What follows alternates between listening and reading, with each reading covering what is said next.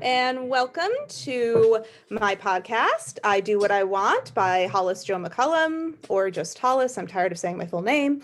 So I am Hollis. I am an author of To Save a World, the upcoming book To Spare the Swallow, and many more on its way. But I'm so excited because, as you can see in this podcast, I finally have a wonderful guest, Oksana Mauricio, and who is my wonderful friend from, well, she lives in California presently, but she has been all over the world. She is such an enlightening and enriching individual. And today we're going to talk about writing.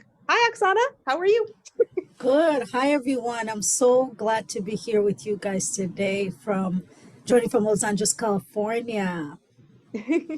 And Oksana is not just a writer. She is such a creative person, but she also sings. And do you write music as well? Yes, a little bit of that, yeah. Yeah. And she's always got some wonderful project going on that I love to hear about. And it's fine. She and I have already been talking for like 2 hours. so we've already had a conversation going. But then we decided, oh, right, we were supposed to record a podcast. So I have her on today to talk a little bit more. I talk about my writing journey a lot on this podcast.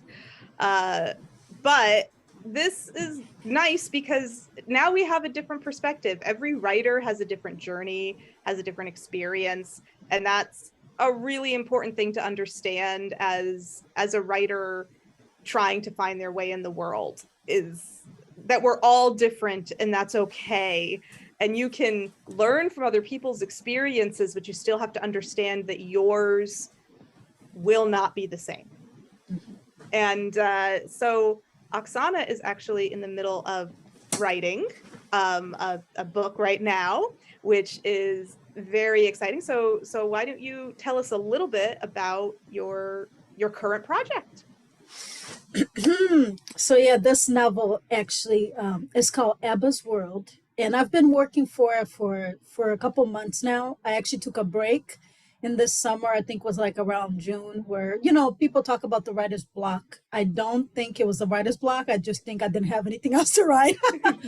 Yeah, but I really feel like I was chatting with Hollis already about that too. And I really feel like, yeah, so I started writing since 2019, or actually, let's go back. I've been trying to write my book since 2017 for a while, like my story, like my memoir, and I've been doing that. But thankfully, for the painful journey that I had of writing my own story, it gave me the beautiful gift of this exciting novel that I love to share with the world someday. But there's still more work that we need to do in crafting and juicing it out.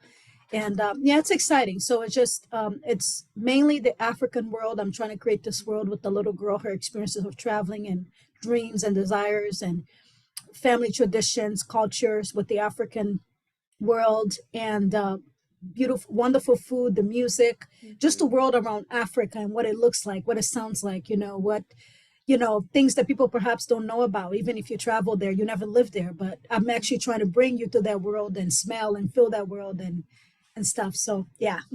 I love that. And African food is so delicious for people who have not tried it. I know Ethiopian is definitely one of the most popular African foods in the US, but like I've had Kenyan food. It's delicious. It's so flavorful. Yeah. And it's like people, particularly in the States, maybe not so much in other countries, but they don't realize what they're missing if they don't enjoy that. And food is such a huge part of culture. And I love that. And I love to see that, because, just sharing culture is in itself is a beautiful thing. You don't have to live that's one of the wonderful things about books is you don't have to live anywhere in particular, or I've even visited anywhere to experience a place and a people, because you can transport yourself there through the author's eyes. And that's why we love being writers. So tell us a little bit about the inspiration behind Abba's World, and who is, without spoiling, of course, because we want to make sure that we read your book, but like, who is Abba a little bit? So Abba, she's this, there's different scenes we have her as a little girl. Like she's this little girl that really grew up in this world. It's a beautiful world Mhm. with beautiful things surrounded by, it's going to be actually, the world is actually where I was born in Luanda, Angola, Oh, in yeah. Africa. So there's her experiences around the beautiful fruits cultivated in the ground, mangoes, tamarines, all the roots of the land, all the beautiful things that America doesn't know about preservation and roots, and things that she enjoys as a little girl, her relationship with her mom and her family, who are very, mom is very traditional as a doctor, the father uh, being a very creative man and politician. So just really like the relationships that she has that is so rich and so whole. And then to the transition that she makes later on in her life, becoming an adult, and cultures, obligations of, just a lot of things that people don't Mhm. know about the culture of the parents. The African parents are very how can I say, notorious for like, you're going to be a doctor. They create like this is who you're going to be, and they really value education because they see this perfect world that you're going to be, and you're going to be the one who's going to make it in the world, and is going to, they see the world a very it's different from US because it's not individualism, it's very communal, very community central. So it's like, Yeah. if one makes it in a community, we all gonna be better, we all gonna make it, we all gonna be better humans, and obviously if one person makes it, then everybody, but there's this controversy about dreaming and the reality of having dreams that is not so acceptive in that Mm. culture, or being creative, not so acceptive in that culture, but mainly creating this cookie cutter dream lifestyle, like you're going to be a doctor, or you have to marry this amazing man, and this is, we want to make sure you're taking care of it, so there's just Yeah. two realities of African cultures where it's created for you. They want the best to make sure you provide it for you, have kids, you have babies. But then there's also, you know, the reality of a choice, which is not offered, but then she has to fight to try to create that for herself. Oh, wow. I love that. Yeah, honestly, that sounds, and it sounds like even though it's a very uniquely cultural experience, it also sounds like a highly relatable experience on an emotional level for Mhm. readers, because even if you've never experienced particularly what, we can all relate to the struggle of the basic struggle of our parents wanting one thing for us and us needing another thing for ourselves, and whether or not you're given that support, because even if your parents want you to do something but you choose to go another path, if they support you, that's a whole different experience as if Mhm. they don't and it's really, that's really cool. Mm. I like that. I want to. I'm excited to read it. I already got. I get to read it already. I'm very excited about that. So, but yeah, I'm into. And so, do we start out with her being, yeah, like, I mean, obviously a little girl, but is she like 6 years old, or that really young childhood perspective, or do Yeah, it will we? be between that age, between 6 to 9 years old, like, that kind of, in a sense, and how she view the world around her, because it's called Abba's world. But then, so you see, it can transform throughout the book. But really, how she view the world around her, and the most important beings in her life, her parents, because Mhm. she's rooted in tradition and culture, and family is huge, huge in Africa. Mhm. And the backbone is family. Like, you don't do anything without family. So it's everything, to the culture. And I think just kind of bringing that, like being raised, growing up around her grandma, and her grandma being the person who kind of is more of the mom is more the traditionalist, and she's very like, like you got to follow this path. The dad is kind of like more tender and gentle, even The though he's very creative one, yeah. exact, even though more he's serious also, but Mhm. the more tender, like he could be strong in front of the mom, but then she can kind of be a softer one. And then the grandma can be the one who's more kind of provides the unconditional love that you, Um, and brings that kind of like I don't want to say blender, or brings that balance or equilibrium between the two, because mm. she's really just grandma, and she really just loves, Yeah, that brings to mind the old cliche of it takes a village, and to raise a child. And I kind of love that, because you referenced before that, and you're absolutely right. In American culture, we're so individualistic that just cultural mindset is, and then other worldly cultures, African and Asian, and of particular reference, are very focused on the overall harmony of everyone and everyone, and I feel like that's where the "it takes a village" saying comes from. But it's reminding me of that. Everyone is the grandmother and the father and the mother are all balancing each other, because the mother sounds like the practical one. She's like, no, you need to be able to provide for yourself, so be a doctor or whatever, whatever it is. And the dad is saying, oh well, paint on the side, honey, but still be a doctor, but also follow your creative dreams and your hobbies, or maybe something like that. And then grandma's the one who's like, just follow your heart. And the thing is that the child needs all three. Mm-hmm. Because you have to learn responsibility along with that dream. And I really love that. And I feel that people, frankly, a lot of people probably need it, even if they didn't receive it in their own childhood, and they can vicariously get it through a story like this. Yeah. And so and is it placed in the modern, like in present day world, or is it placed maybe back in time at all, or anything So like it that? started, I started doing it to be in 1990. So even the food, what she's wearing in that time is relevant to 1990s. But then it evolves. So that's when it started, but it evolves to modern culture of today as she's evolving to be a young teenager, and obviously traveling different cultures, Europe and so forth, evolves to be where we're at today. Wonderful. Well, and that's because, honestly, the world of 1990 is so vastly different from 2022. Yeah. And it's a little boggling, but at least I'm boggled by it when I think about just communication in general. 1992 is when the internet hit. Like 1990, we didn't even have the internet. Home computers weren't really a thing. Like if you had a home computer, you were really rich back then, like super rich, and you had to have an entire purpose just to have the computer. You're probably an amazing scientist or something. But then So we go from the different two extremes, from 1990s, maybe cassettes. We're talking about like winding it with the pencil. Exactly, cassette, all of that stuff. Some people did have what you call Discman. Some people don't even know what that is. Yeah, those Walkmans. I love my Walkmans. That's right. Yeah. Some people, couldn't afford that. They didn't know what that was. They're just cassette players and stuff. Or we go from that to like being in this modern culture where people have iPads. What is it that they used to call it? It was another one before iPhones. For the music only. Yeah, is it iPod. earpods or those? Okay. iPod, I think. Yeah, the little. Actually, I might. You know what? I think on this desk, I do. I found it the other day.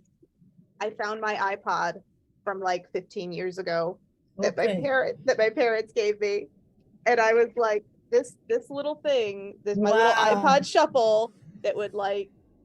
Wait, where is it? It would clip on. It clips onto your shirt. This would probably still work if I charged it.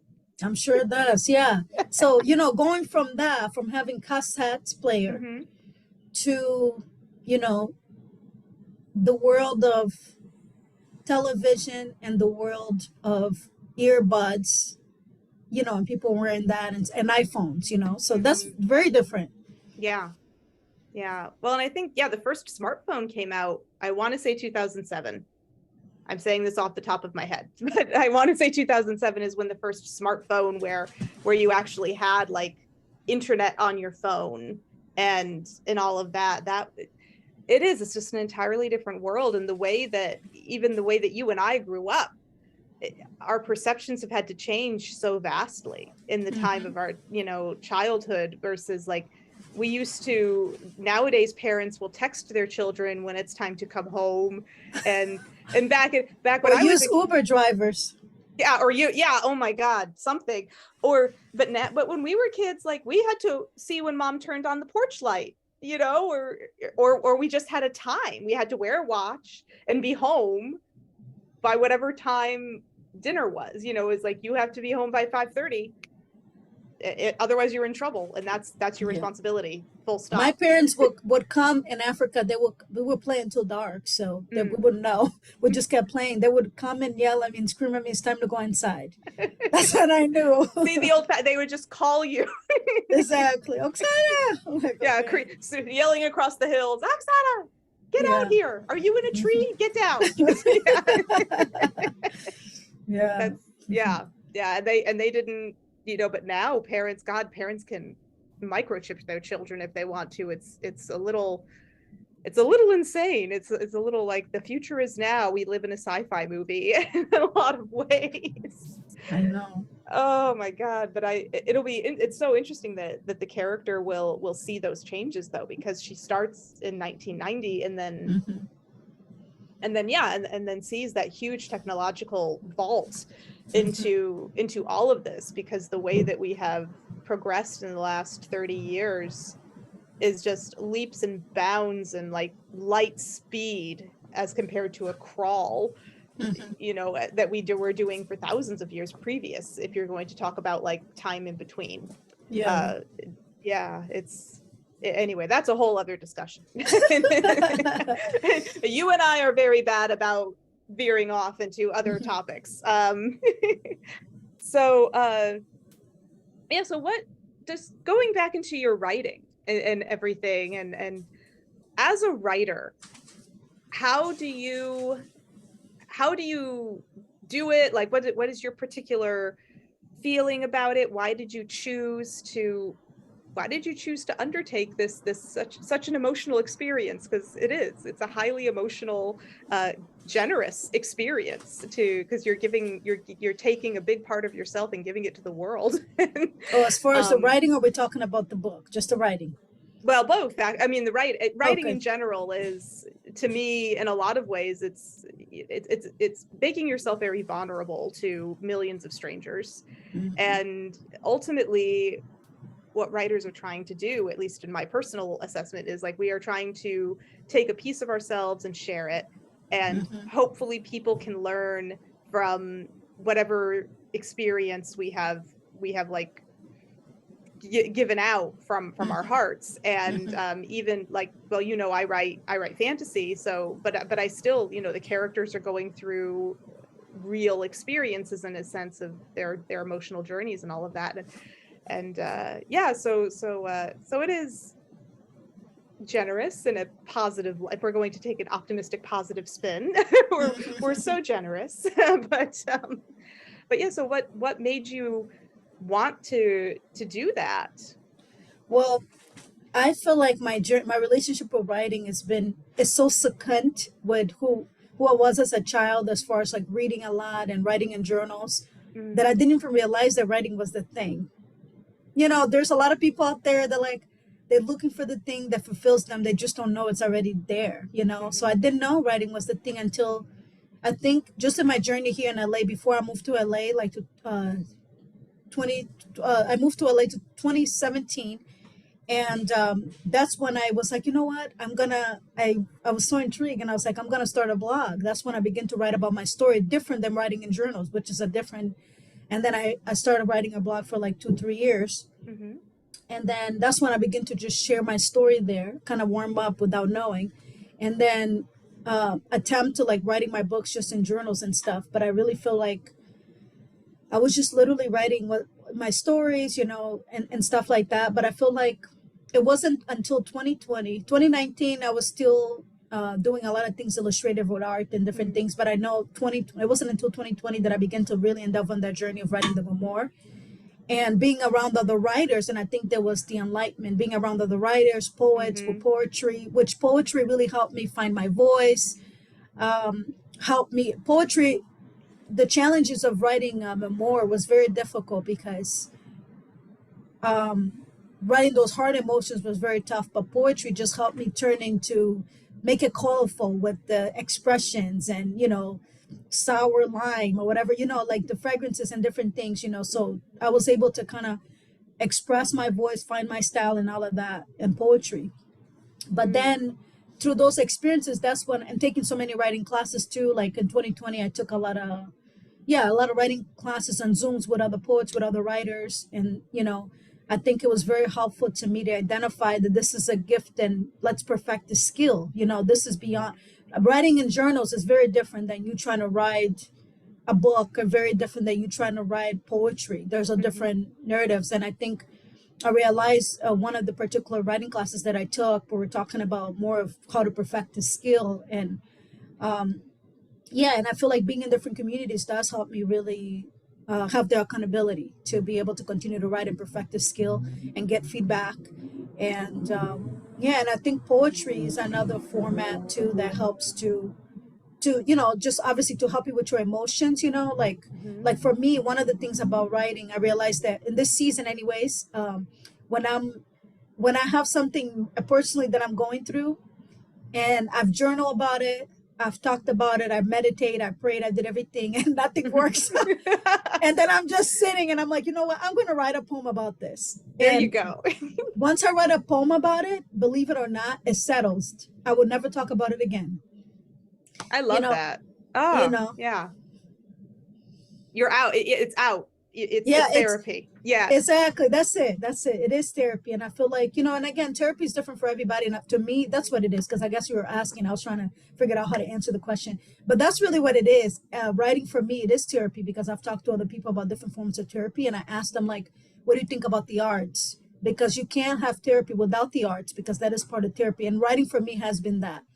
Oh, It has been, if I'm going through something or I just my emotions, I always write, because that's I've been doing that since I was like 10 years old. My mom is the first one who gave me my first journal. oh, I love I that. know. It's so sweet. And well, and you and I both have special feelings for moms, and yeah, yeah, it's definitely a heartwarming word, and that's so wonderful, because she saw that in you, and she just, she knew her daughter, and she said she's gonna need this, and she Mhm. gave it to you. And that, yeah, and so you're, so what inspires you? I know you and I talk a lot, like we both love nature, and we both go Mhm. out, and we, like, my particular form of meditation is to take a walk in Mhm. nature, and everything. But sometimes the ideas come to me on walks, and sometimes it just gives me peace. But Mhm. um yeah, so what sort of things as a writer do you find inspiring? I know it can, keeping in mind, it can be completely random. Sometimes you can look at a chalk drawing on the street that some random child did, and you're like, you know what? I see a world map there, or whatever you're doing. For me, to be honest, I realized that the common denominator this season has been stories. Conversations. Like every time I have a conversation with Hollis, I'm inspired. We had a conversation 2 hours before this. I was inspired. I wrote some things down. It's gonna fit food for thought to me to go back into my novel. But I realized conversations are definitely inspirational, not just about anything that is draining or sucking energy dries. No, no, no, no. Conversation about writing, about life, about different things that make me think differently, challenging my thinking. But just on a general, I think I can be inspired, to be honest, just by being nurtured too. If I'm nurtured, if I'm well, if I'm healthy, that will help me bring my inspiration out. In nature, another thing is exploring with new things, with new creativity. Like I was telling her about how I started playing basketball again. I haven't done that in years, and that just makes me feel good. And then I start playing the guitar again. I bought a new guitar. And I know, like it just the inspiration doesn't have to be with a novel. The inspiration strikes with writing music also, and then I can write a melody or a new song in the middle of the night. Last year, you can find out more information, like if you go to YouTube, on Instagram and stuff. And Mhm. but yeah, me writing a new song, and went to the studio and recorded that song. And just like, inspiration might strike in different ways, and it's okay.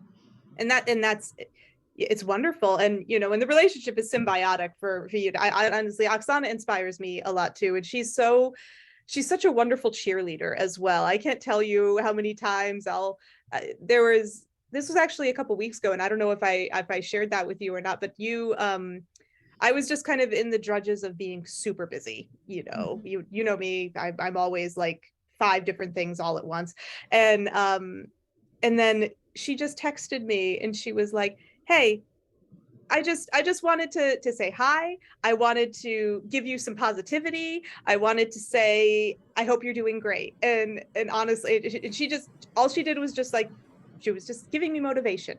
And it was so lovely. And thank you so much for that, because I needed it. And it gave me enough pause and like the spiral of busyness that I was in, that I was like, whoa, thank you. Because that's, and now I shared with her in our conversation, I finished my manuscript, the latest manuscript, woo, and I've already started another one. And today I wrote the outline for it, and all of that. But it's you know, having friends and, you know, people who your little you know, extended family of people who are just willing to, or feel without knowing what's going on, just say like, I feel like they need a little happy text, I'm just going to give you some motivation. And that's so wonderful. So yeah, it's definitely symbiotic. You help inspire me too, and you keep me grounded. You help to keep me from going off into my erratic, like, what should I do, you know, like, keep me on project as opposed to bringing up new ones. And that's really nice. And that's something that I think that writers need, is that support system of just friends and family who will, they don't even have to have a schedule for it or anything, but just people who will just ask how it's going. So and that just accountability. That's right. Yeah. Yeah. And support, like, you know, with sharing, and just, you know, that's awesome. Yeah. And if you just need to tell them a crazy idea, just to say, you call them up and go, listen, so I was thinking, if there was a creature, half bird, half fish, but it's a lady, it lives in a cottage on top of a mountain, and it's just like, is this too crazy? Where are we going? You know, just to bounce that off. I don't know. And you know what? Sometimes that crazy works. I actually got that crazy idea from a random short story I read years ago, I think by Piers Anthony, like years ago, when I was a teenager. And it was like this half, like the bottom half was a bird, the top half was a fish, but it was an old lady, and it spoke, and it wore an apron, and it lived in a cottage on top of a mountain, and it helped a character. And I forget exactly what the story was, but I was like, I don't know why, but it worked. And it's totally nuts at the same time. But it's good, because sometimes your nutso plans end up creating something beautiful, and all you need is your friend to guide you a little bit, or ground you and say, forget that one part and the rest of it works. You know, stop trying to make something bad happen. Or even just to bring it back and remind you that you are human.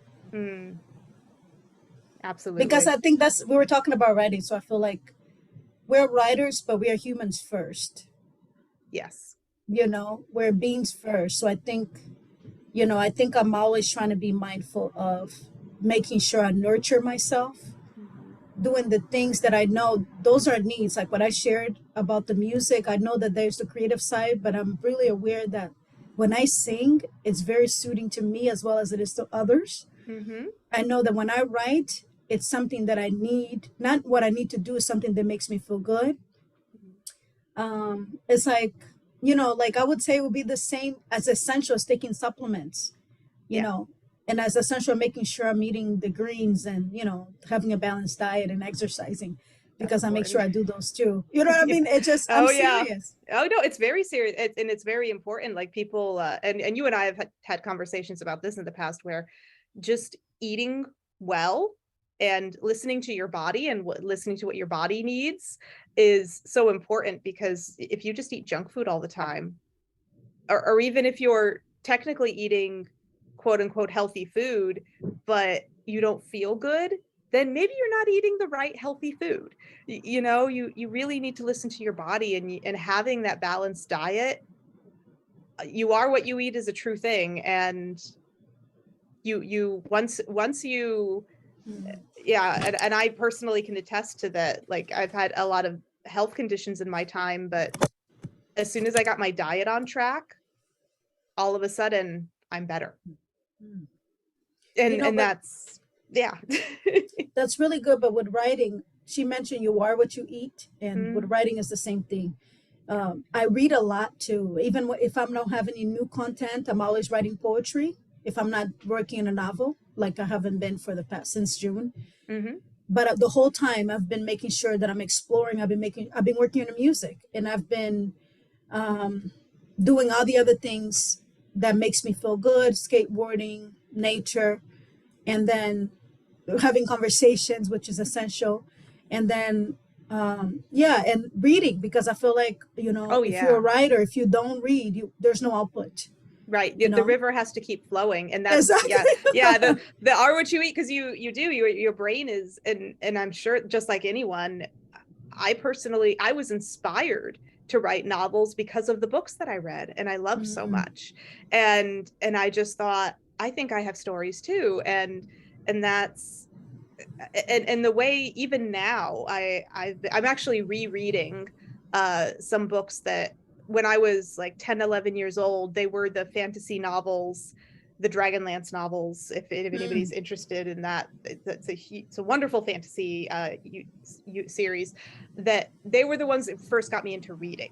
Like mm, before that, at the age, I was like in between that stage of like children's books and then novels, and then I read my first Dragonlance novel, and boom. But the first Dragonlance novels that I fell in love with reading, I've been rereading those, and I can see why I fell in love with them as an adult. I am, and as a writer now, I can see the vocabulary and the way that these people, and I'm thinking, wow, I was reading these as like an 11-year-old. This is really high vocabulary. This is really, what I'm just like, wow, but I got it. And it's because the writers, even if I didn't understand the definition of that particular word, the context was so well implied. mm.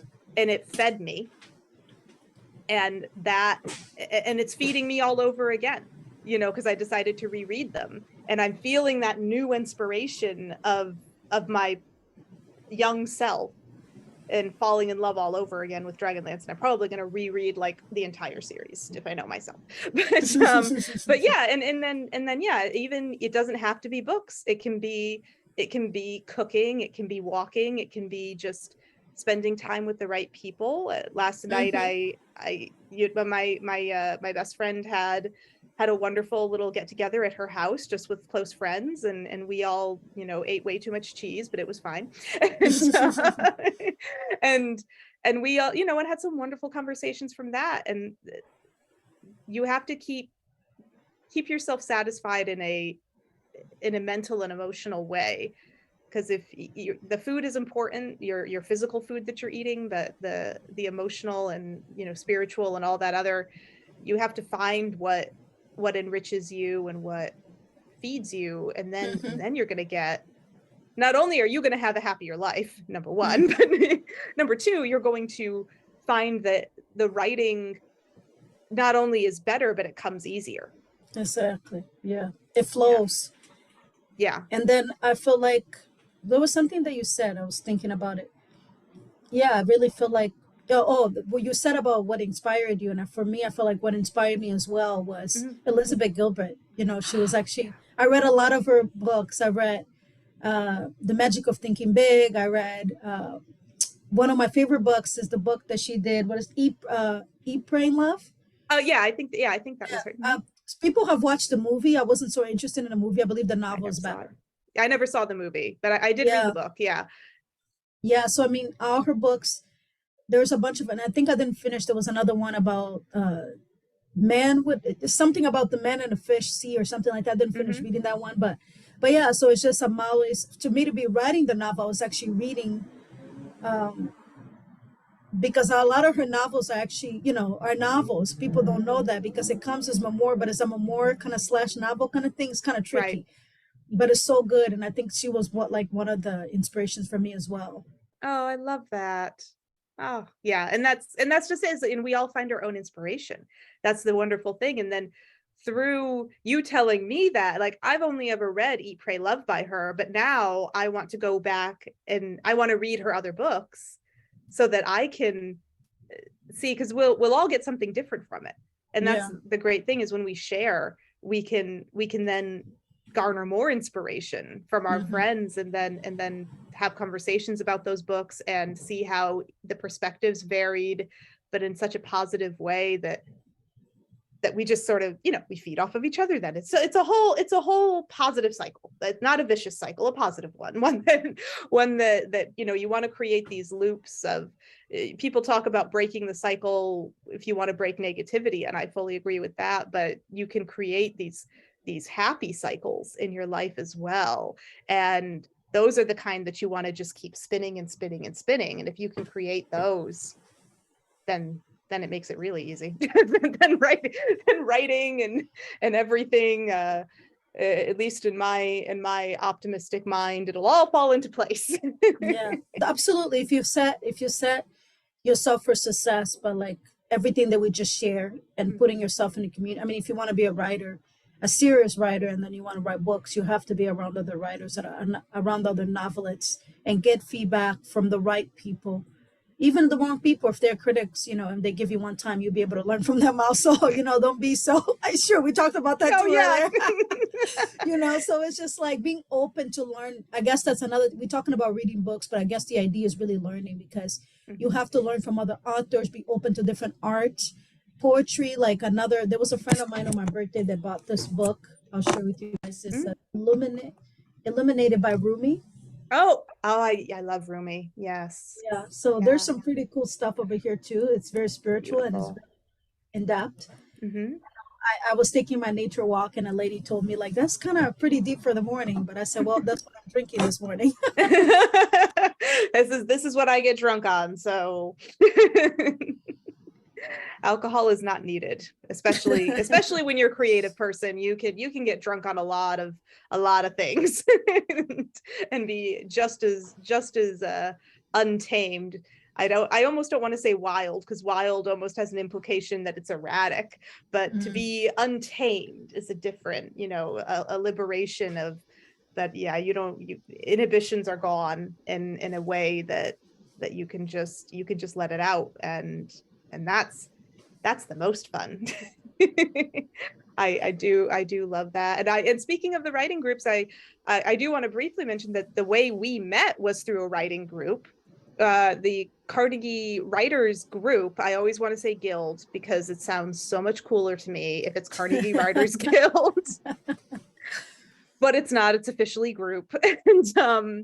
And they're online. You can find them on Eventbrite and all these other things. But we actually we met because of that group, which is a writers group, which anyone can join, even if you just have a passing interest in learning more about what it is to be a writer, even if you've never written 3 lines together in your life. You can join and just talk. And we of course do a lot of little fun exercises and writing exercises, but we have like what's called I think he calls it the writer's corner. I think that's what Frank calls it. And we collaborate together on like little mini projects, and it's really fun. And Oksana and I had the joy of meeting on there, and then that first time that we were both in the meeting together, we were private messaging. It's via Zoom, that we were just private messaging each other the entire time, like, oh, I really loved how you phrased this one thing. Oh, I loved that too. And she and I, we just connected. We exchanged emails and phone numbers, and we were like, yeah, we're friends now. This is it. I found a partner. I found a really good friend that we just felt that kinship right away, and I loved that. That's true. That's awesome. Yeah, and it wouldn't have happened without a writers group, that we just both were putting ourselves out there and deciding to try to find that inspiration. And sometimes go ahead. That's true. But I just remember that the reason this is amazing that I'm in here on this podcast, because this was last year, and this is how I met Hollis, because she was right on that verge of wanting to create. The discussion got heated in the group because she wanted to create what she's doing today. What came reality, her podcast, she wanted to create that. and there was people with many different opinions where they were all accepted, and some were concerned about different things, like, oh my gosh, people, you got to be careful with this and that. And Hollis did not care, and I stepped in and I said, girl, if you need my support, I'm here for you, what you need.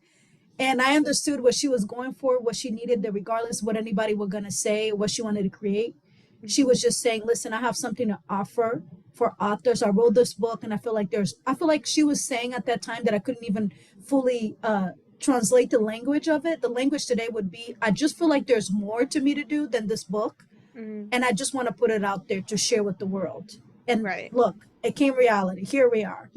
That's right. Well, and that's it. And I forgot about, well, I you reminded me of it, because you're right. It did get a little, and the heated part came from people saying, well, even if you're positive, there's going to be, you know, the trolls online or whatever. They're going to be people who say mean things to you. And I just was like, okay. You know, like I've lived in the world as an adult for a long time. I've been I haven't led an entirely sheltered existence. I've had, you know, I've definitely had people be really mean to me in the past, and I've handled it just fine. I think I'm okay, but that honestly, what I recall, was the main pivoting point for people, where they were like, oh, whoa, but if somebody's going to be negative to you, then maybe you shouldn't do it at all. And I was like, that just doesn't make any sense to me. I'm sorry, it just doesn't, because maybe it is because, as this podcast is called, I do what I want. This is how I am, obscenely confident. But I also, like, if you don't like me, then just don't listen. That's how I feel. It's like, I'm not being negative. I'm being happy. I'm trying to help. And if you do not want my particular version of help, then okay. Like, that's fine with me. I don't expect everyone to get anything out of this. Like, it's fine. And I think that's it. But I'm so happy that Oksana she was my one real cheerleader. She was the only one going, well, why not though? Like, why are you scared? Like, why let the fear of possible negativity bring you down? Because that's just, and not to devalue their feelings or anything, but that's just not my mindset. That's not, you know, I just because no matter what you do, and I haven't received any negative feedback yet, but of course I only have like 12 listeners probably, and most of them are my friends and family. So, you know, and they're all very nice to me. But it's that sort of thing where people don't, you know, and actually that brings to another point of, don't be afraid. That's right. Yeah, Don't be afraid, because the thing is, like, if you want to talk about inspiration, this is how we inspire each other, because she's so bold and brave too. She was bold and brave, but like, there was so much, I see what they were trying to say. I saw that they were trying to bring, oh yeah, when you put stuff out there, but like, I mean, come on, like, my thing was like, she just want to do more as a podcast, let her do it. But this is how you got to see, like, I feel like when you have something you want to give, so something more to give, and you authentic, we even talked about authenticity too, there's another thing that came up. Yeah. Like, yes, there can be people that might discourage you, but we're not trying to focus on the naysayers. I'm sorry, but no, we really, she just want to put something out there, let her do it. Like, yes, there can be the pros and cons, but she's still going to do it. And that's what we want to support, what she's trying to do. We're not trying to support who's going to come to stop it, who hasn't come, who hasn't arrived yet. Right. Yeah. And it's, like I said, I haven't gotten any negative feedback yet, but it's not like I have a lot of listeners. And I'm sure, hopefully one day when this podcast becomes more popular and I'm a more popular writer and author, I'm sure there'll be people writing me letters saying, I think that you're a terrible person. And you know what? Okay. You know, and they probably won't, because here's the thing, like, this is for writers. This is for somebody that sympathizes with your story and the community and the audience you're building. It's YouTube. So if people don't like it, they're just gonna go find another video, find something else. Right. It's the truth, you know. That's right. And I think that's fine. It's not that serious. Yeah, exactly. It's not that serious. If you're, and I don't expect, I am not so prideful to think that my content is amazing. It is always going to help everyone, and everyone's going to be entertained or enriched by it. Probably not. but if I help one or two people, then that's enough for me. And even if I just make you laugh, yay, that's great too. And that kind of thing is, it's in this modern technology world, and obviously this is a very low budget podcast, in that I just, I just have like a little Spreaker subscription, and that's it. and and a YouTube channel. So it's, I'm pouring a lot of myself into it, but it's also one of those things where it's okay. I'm just going to do that, and Oksana's heard me say this before in several conversations, but when I was a child, as a little kid, there's an animated Black Beauty movie, and in the movie, Black Beauty's mother tells him, "Do your best and leave the rest. It will all come right someday or night." Mm-hmm. And that's been my motto since I was like 5 years old. It's a British animated Black Beauty film from like the 70s. I like it. You can't find it. I don't know. I've tried to find it. I can't. I want to find it. Do you think they have it still? You know what? Online, I'm sure it has to exist somewhere. So what was it? Do your best, leave the rest. And what was the last part? Yeah. Do your best, and leave the rest. It will all come right someday or night. Very poetic.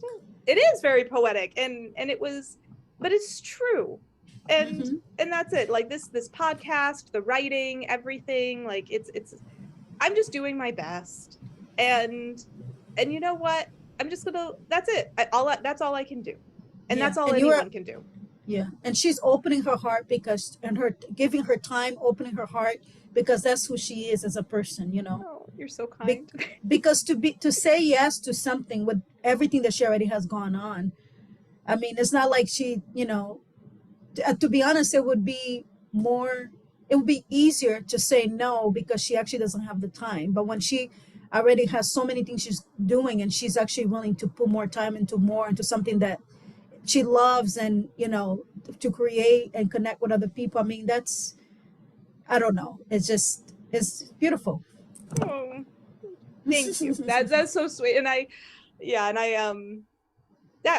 love doing it. Honestly, it helps. It makes me feel good as well. It's for me too, because sharing and trying to help and hopefully helping and all of that all satisfies me and feeds me emotionally, and makes me happy in life, and that's it. And if one person comes up to me and says they enjoyed something that I did, that's a beautiful feeling. So in a way, it's kind of selfish, but that's what makes me happy, and that's it. And I find that a lot of people in this world who I perceive as helpers, are the ones who do they just want you to be happy. They want, that's it. And so they put themselves out there. They try their best, and then once you've done your best, then just leave it. And the same applies to, like, I applied it to everything in life. When I was a kid in school, like, I was terrible at math. It's not my happy place at all. Math is not a happy place for me. But like when I was about to take a math test to sort of psych myself out, I used to say, okay, Hollis, just do your best and leave the rest. And that's it. That's all you could do. And, just like, this math stinks, but you have to do it. And you just do your best. And whatever happens. And you know what? I still had math was the only subject that I ever got an F in. I was pretty much a straight A student, except for me. I was straight A's, and then there would always be like math, B or C. When I got an A in math, it was like a grand occasion for me.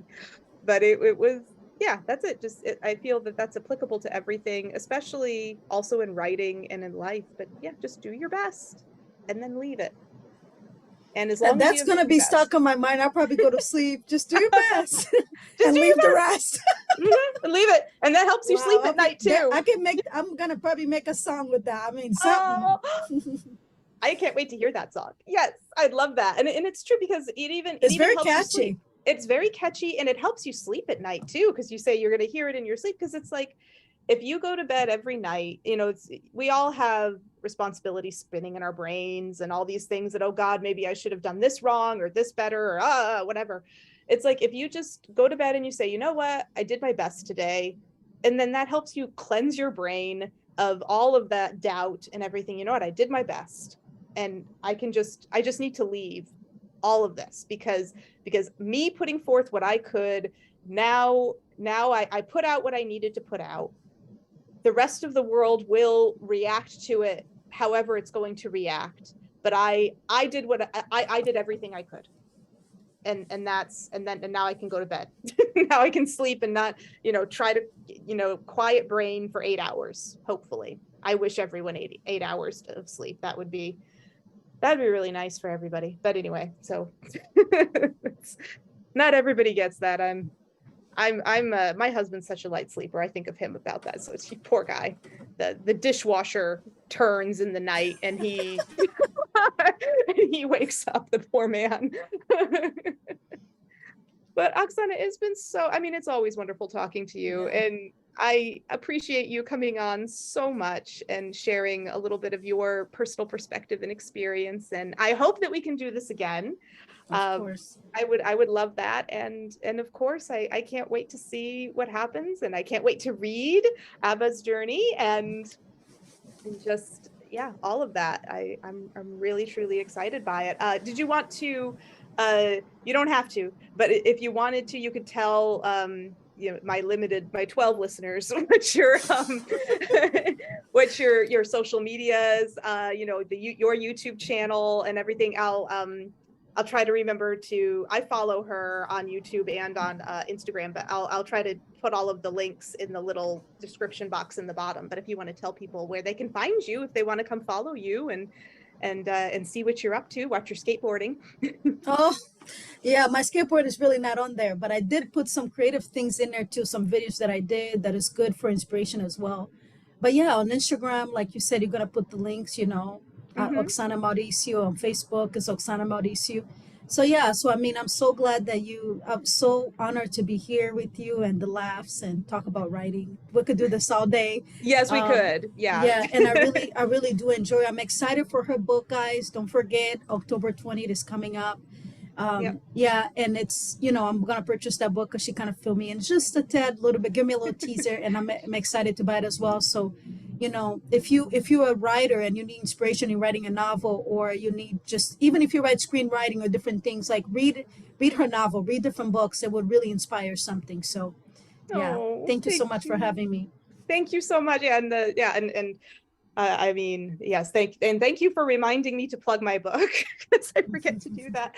But yeah, and I hope it will inspire. I hope and if nothing else, will entertain.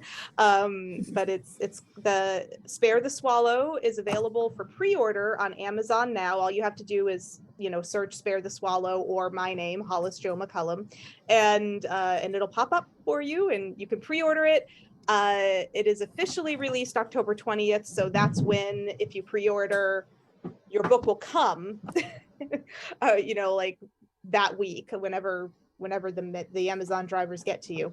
And that'll be that. I am going to be releasing an ebook version as well, but that won't be available until probably early November. So if you're an ebook reader, please be patient. and that's that. And then I've got the Queen Witch, which is the sequel to my first book, To Save a World, which also available on Amazon. Is that's the draft I finished, and it's going into the rounds of painful editing, and I hope to have that published in April of next year. I should probably just say spring of next year to give myself a little more wiggle room, but I already said April, so now it's accountability time.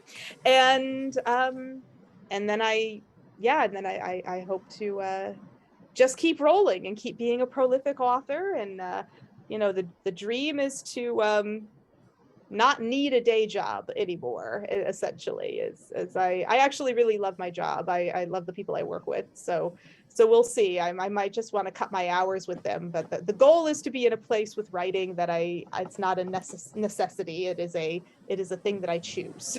And that's it. But let me see. I gotta get my music again.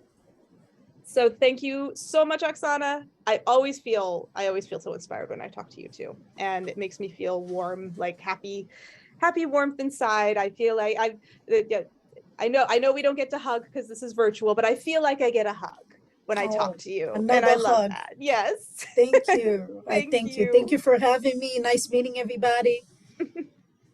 And next time, next podcast will probably be early October. I don't know, probably second or third Sunday in October, because I'm going on vacation, so I Okay, won't be great. recording. Oh, so you just stopped recording. I don't know. Like, Oh.